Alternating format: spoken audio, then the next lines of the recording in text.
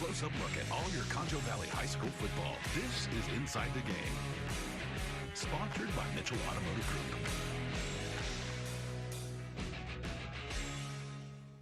Well, howdy and happy Friday, everyone, and welcome to KSAN's Inside the Game, where we take you inside the games here on the Concho Valley. I'm your host, Griff McClellan, back to normal this time after Halloween last week. This is it, folks. The 2025 regular season officially wraps up tonight as district play intensifies and teams fight for their right to party in the playoffs. This, of course, means we have the ultimate lineup of all scores and highlights for you. So without further ado, let's dive right in, starting with some earlier Thursday night lights. And of course, Central hosting Friendship. Both squads coming in 2-2. Winner finishes third in District 2-6A. First drive for the Bobcats. Micah Smith, quarterback, hands it off to running back Xavion Johnson. He walks into the end zone. Touchdown. Cats draw first blood in this one, 7-zip early on. Tigers trying to respond on their ensuing drive, and they do. Quade Ferris, quarterback, finds space and keeps it himself for the score. Tie game, 7-all early on. Next play from scrimmage, Smith stands in the pocket, looks right, but it's intercepted. It gets picked off by Jackson Thomas, who returns it the other way, and he's shoved out of bounds. He's down inside the red zone. On the flip side, though, Central keeps Friendship out of the end zone. A bit of a win there. Third down, Riley Owens puts the pressure on, gets the sack. Tigers would settle for a field goal to go ahead 10-7. The Tigers would score again to lead 16-7, but Central will not go down without a fight. Here's Caleb Holbert, the kicker, drills a 50-yard field goal just before halftime, cutting the deficit from 9-6. And this was a tale of two halves, because get ready for this. The Bobcats offense completely explodes in the second half, outscoring the Tigers 42-0 in the second half alone, en route to a dominant 52-16 win. The Cats are heading back to the playoffs. Friday night, Lakeview's turn at San Angelo Stadium as the Chiefs seek a district title with a win, hosting Andrews. Opening drive for the Chiefs here ends with 6. The senior Isaiah Rios puts this one in from 20-plus yards out, 7-0 Lakeview on the board first as Rios scores standing up. Still in the first, Mustangs respond with a corner route of their own. Braylon White slips on the route, 7-7 early on in this district title game. Chiefs possession again, seam streak to Andrew Young. High points, it leaps up for that one. What an effort. 14-7, Chiefs go on top again, but the Mustangs respond on their own with another big play. Game on. An 80-yard touchdown run for Bo Hudson here. This game is once again tied at 14, and with a district title up for grabs, Andrews ultimately pulls through in the end for the win. The Mustangs claim their second straight district title with a 35-28 win. The Chiefs enter the playoffs as a 2 seed, but heartbroken tonight. San Angelo TLCA on the road, still hoping to celebrate at least one win, sneak one more in the final game of the season, taking on the Breckenridge Buckaroos. And the Breckenridge defense was tough tonight. They surrounded TLCA quarterback there and bring him down for the sack. And first quarter, Bucks up by a touchdown. Joseph Juno wants a bundle, and Ryan Waller is wide open. He makes the catch and just waltzes home, trots home, whatever you want to say. 2-touchdown lead. Second quarter, Juno sneaks it in himself for Breckenridge. They were up 22-0 after that play. And the final score on this one, 43-0. Eagles are officially winless in back-to-back seasons. And the number 2 ranked Wallhawks already locked up the District 4-3A Division II title despite coming off a bye week, taking on winless in last place Stanton in Week 11. Tonight, Wall secures its unbeaten season. No doubt about this one. Final score 71-7. So 78 combined points in this one, but 71 of those scored by Wall. All the Hawks points come in the first half. The Hawks finish the season 10-0 and 6-0 on the road as Craig Slaughter's squad returns to the playoffs, looking to resolve some unfinished business after falling short in the state semis last season. Brady can clinch the outright District 5-3A Division II title with a win, but a loss would make them the 3 seed, depending on tiebreaker rules to be determined soon. Tonight, Clifton defends its home field, though, winning in low-scoring fashion, one of the lowest-scoring ones, if you ask me, I've seen in quite some time. Final score 7-6. This means Early takes the district title, while Clifton jumps Brady at number 2, and Brady will be 3rd. Time to call a timeout, but don't go anywhere, because coming up next, we'll have all things Class 2A scores and highlights. Stay tuned, everyone.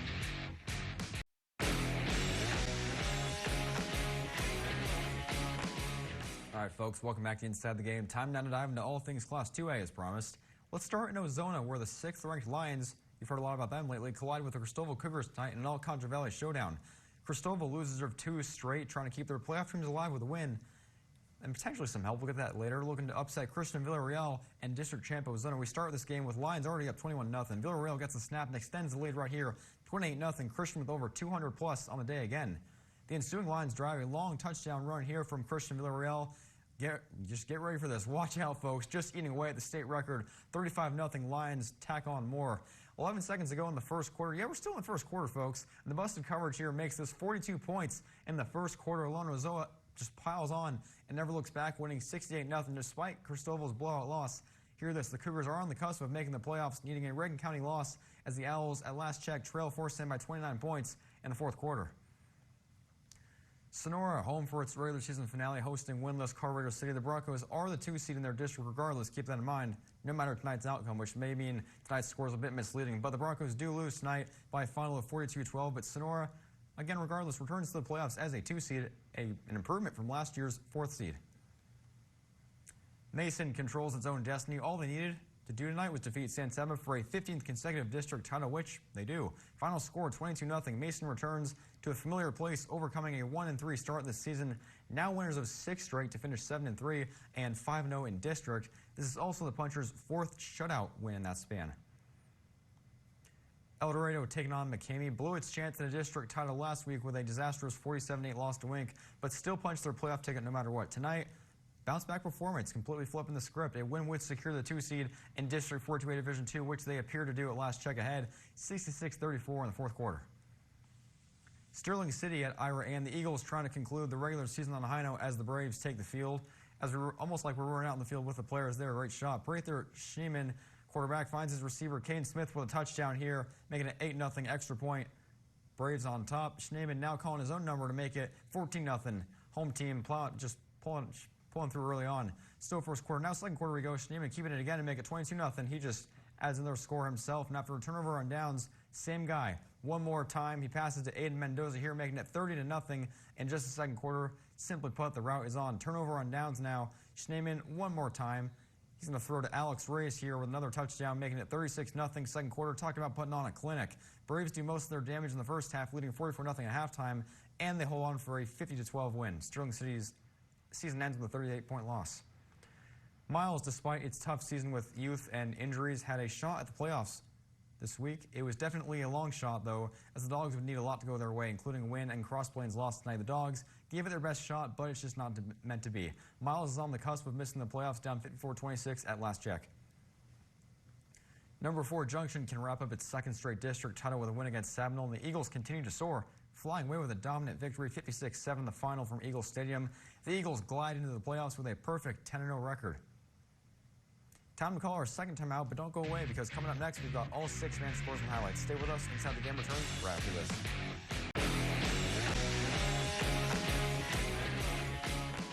Welcome back, Concho Valley. Time now for 6-man coverage. Let's start in Water Valley, where the Wildcats look to cap an unbeaten season on its home field. Number 2, Water Valley already clinched the district title last week, so a bit of a meaningless game here. But nonetheless, trying to take care of business over Paint Rock in Week 11. And we go to the head of the first play from scrimmage. No surprise here. Landon Lacey finds a man wide open. That's Rhett Dickinson, who walks into the end zone. Touchdown, Wildcats, 8-0. Wildcats ball again. Get ready for an avalanche, folks. After a Boston Weeds interception on defense, great field position now, and the Cats capitalize. Branson Lacey scores 16-0 now. Water Valley forces a punt, gets the ball back. Lacey now fakes the handoff, fooled the camera guy there. Now launches deep downfield, finds Branson Lacey again, The route is on, 24-0.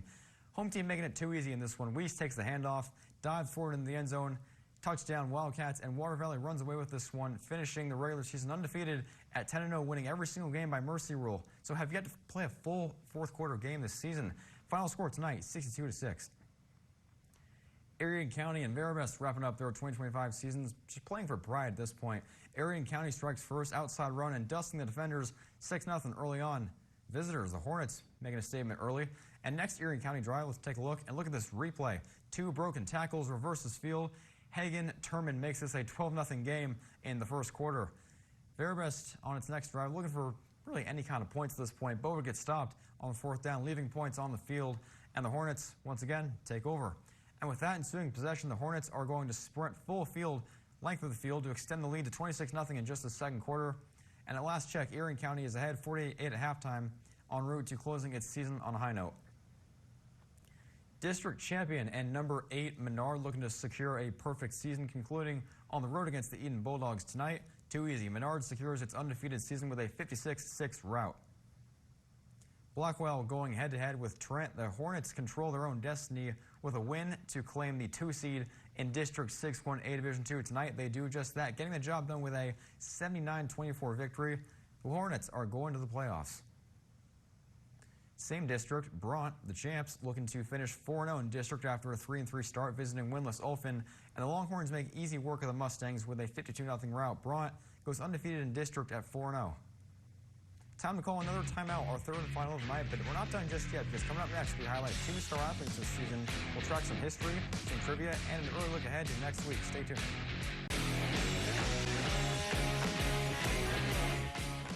Welcome back, folks. In case you're just now tuning in, or if you're just unaware by now, there's one player chasing Texas high school football state history this year who keeps inching closer and closer to accomplishing the seemingly unthinkable every week.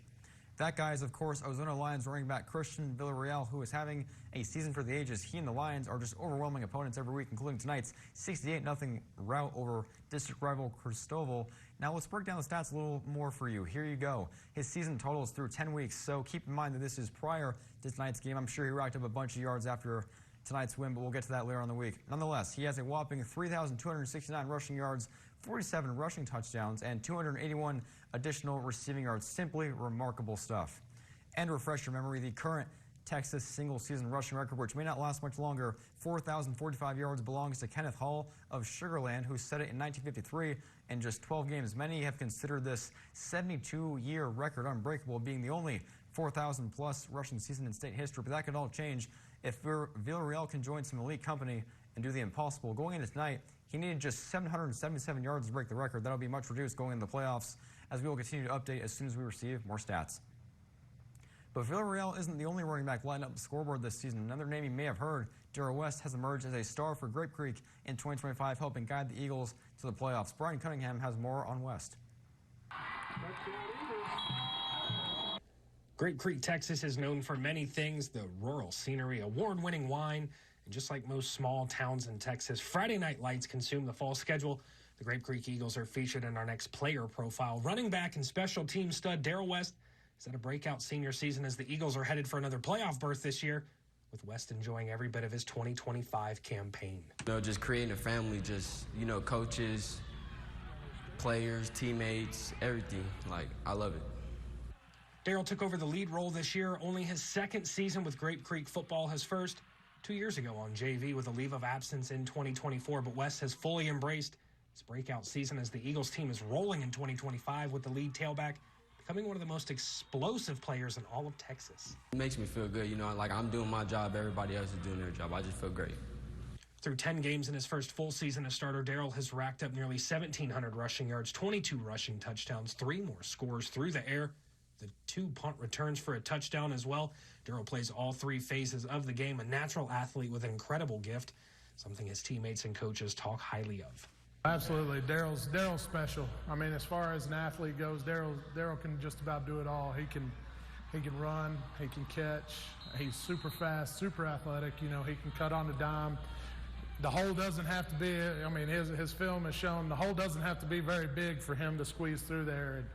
And the offensive line's done a great job creating holes, but once he gets into the open field, he's scary. Darrell said his leave of absence and the work he put back into rejoining the Eagles is something he will take beyond the game of football. And just keep working, never give up, and trust in the process. Grape Creek now sits at home for the final week of the 2025 regular season with a playoff berth already clinched. A team currently hitting their stride, loaded with experience and talent, as Darrell West and the Eagles prepare for the next part of their football journey. All right, thanks, Brian. And of course, with football season comes our favorite time of the week, our annual Concho Valley High School Football Trivia Challenge. To enter the sweepstakes, simply visit our website, ConchoValleyHomepage.com. Click the contest tab above and submit your entries each week for your chance to win the grand prize, a $100 HEB gift card. Our final weekly winner will be announced Sunday, November 16th, 9 days from now, who will receive an automatic bid for the final drawing. And our grand prize winner, what we've all been waiting for, will be announced Thursday, November 20th.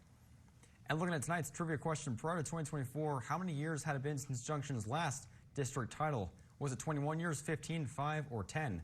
Again, remember to visit our site to submit your answer. Now to some Week 11 headlines in case you're just now joining us. Central's dominant second half turns into a close game into a beatdown over Friendship, winning 52-16. The Bobcats trail by 9 early but pull off 45 unanswered points for the statement win. The Bobcats finished 7-3. 1 year after going 4 in Smith and Mark Smith's first season and 2 years after going 1-9, the Bobcats back in the playoffs. Andrews holds off Lakeview for the district title. The Chiefs' dream of clinching their first district title in 30 years falls just short, losing a heartbreaker. Number 2 Wall takes care of business, scoring 71 points in the first half to remain undefeated. Cristoval is no match for number 6 Ozona as Villarreal continues to chase history, but amazingly the Cougars do clinch the playoffs as it is official. Reagan County loses 43-14, and Colorado City gets its first win of the season, defeating Sonora with ease, but no reason for concern. The Broncos had already clinched the 2 seed behind Ozona regardless. Looking ahead, the playoffs are coming your way next. Opponents have yet to be determined, but here's what we know. Central is the 3 seed coming out of their district. Lakeview is the runner-up in its district, coming up short of a title. Number 2 Wall has clinched its 4th straight district title. Cristoval sneaks in the playoffs behind Sonora and 4 seed. Number 6 Ozona district champs, and some more. Sonora's 2 seed. Miles officially eliminated. Junction district title, Water Valley, Menard and Brunt, all district champions as well. That's all tonight for Inside the Game, but be sure to tune in next week. We have more playoff coverage. Have a good night, Concho Valley. Inside the Game is sponsored by Mitchell Automotive Group.